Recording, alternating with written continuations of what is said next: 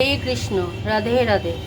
চলুন আজকে দেখে নেওয়া যাক ভগবানের জন্য ভিন্ন স্বাদের পালং শাকের রেসিপি কিভাবে বানাই। এই কাপের মেজারমেন্টে আমি 1 কাপ সর্ষের তেল নিয়ে নিয়েছি। কড়া গরম করে তেলটি দিয়ে দেব।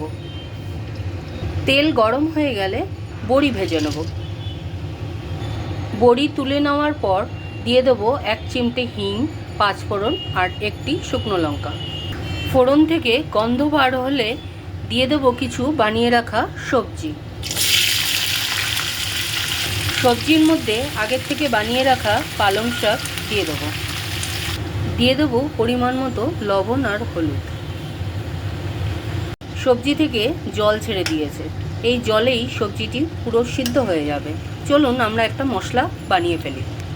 স্পেশাল একটি মশলা বানানোর জন্য নিয়েছি কিছুটা চিনেবাদাম, নারকেল কোড়া, আর নিয়েছি সর্ষে আর পোস্ত, 1 ইঞ্চি মতো আদা, শুকনো লঙ্কা আর 2টো কাঁচা লঙ্কা।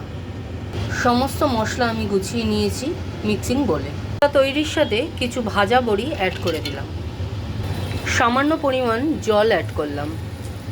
সমস্ত কিছু ভালোভাবে মিক্সড করে নেব। সবজি থেকে সম্পূর্ণ জল শুকিয়ে গেছে। এমতো অবস্থায় দিয়ে দেবো মশলার পেস্টটি।